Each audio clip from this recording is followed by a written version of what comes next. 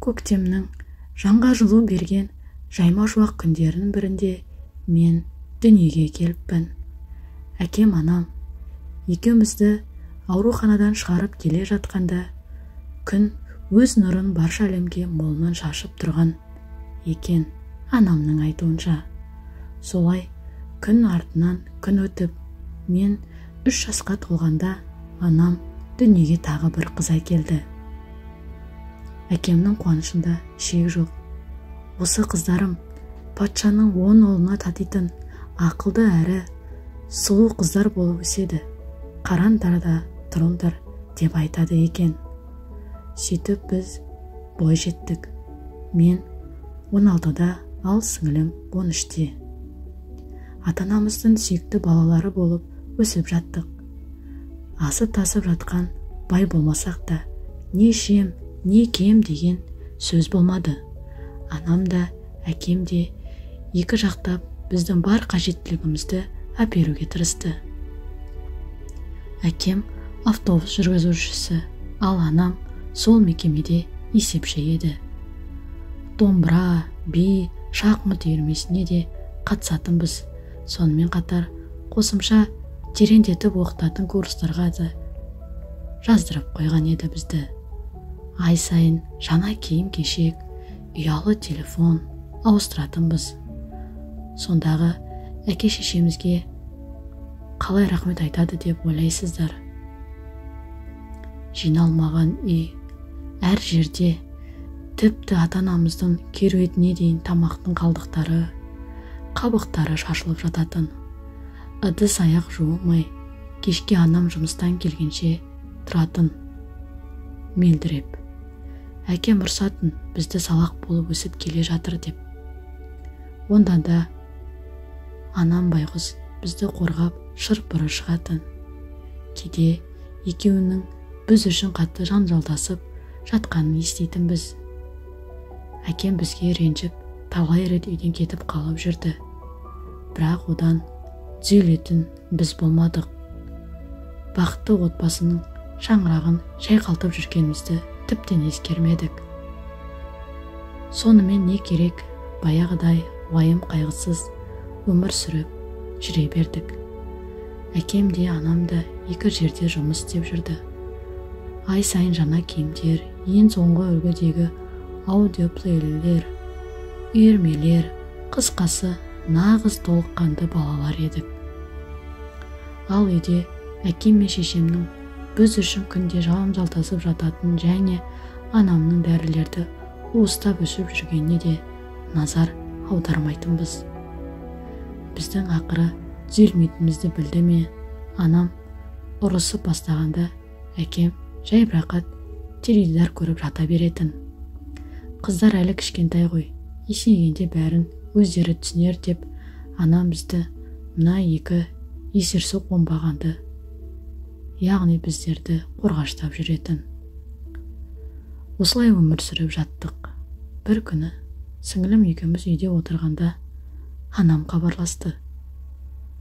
Өзімен бірге жұмыс жасайтын құрбысын үйге ертіп әкелетінін және бізден үйдің ішін жинастырып қоюымызды өтініп сұрай бастады.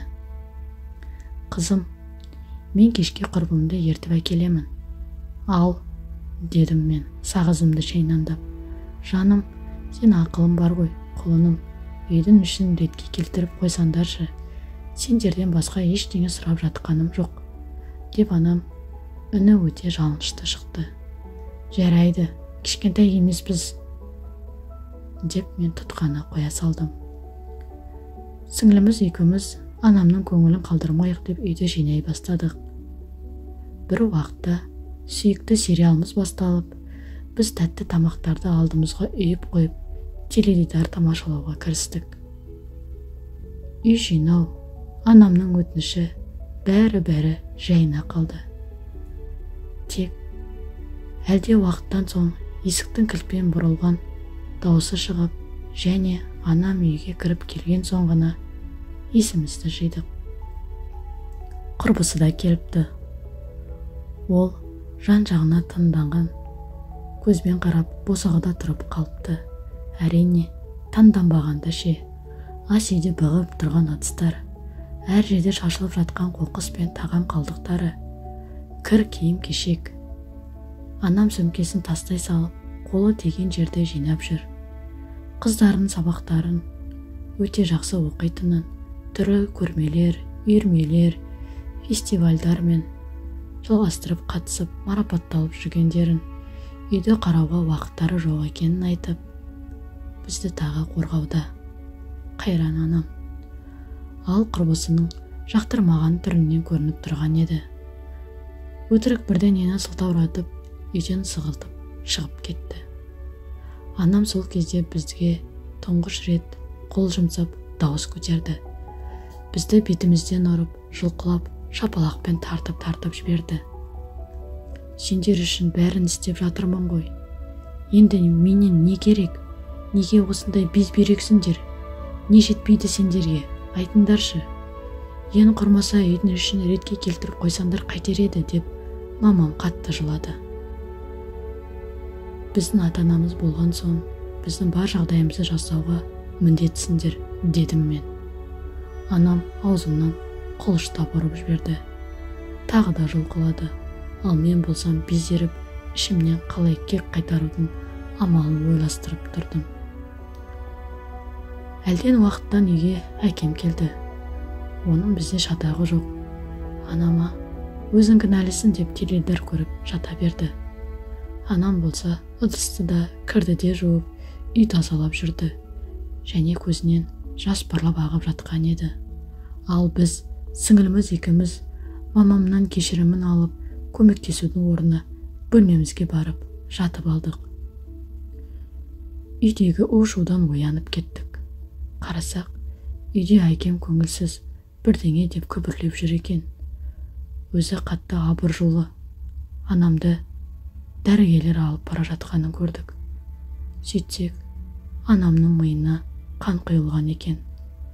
Бірнеше ай бойы қатты қан қысымынан азап шегіп, дәріні уыстап ішіп жүргені сол екен. Қайрам анам ауруханада 2 күн ес-түссіз жатып, 3-ші күні қайтпас сапарға аттанып кетті. Жүрегімді біреу жұлып алғандай болды. Мама, енді ол жоқ. Оған сене алмадым. Көндіге алмадым. Исалам адам сияқты состиып анамның суретіне қарап тұра бердім. Ішім қан жылап жатқан еді. Тіпті өзіме қол жұмсамақ болдым. Бірақ мені бір нәрсе алға жібермей тұрды. Ол мені қапсыра құшақтап жылап тұрған сіңілім еді.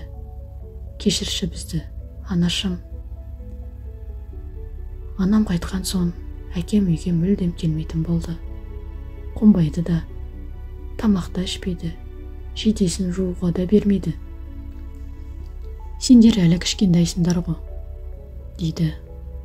Ондайда яттан өліп кете жаздаймын. Үйге келмей, автобус станциясына қонып, көшеден тамақтанып жүрген жақсы білетін едік. Аяғына жығылып, жылап, үйге қайтуын сұрап, кешірімін алғандай болдық.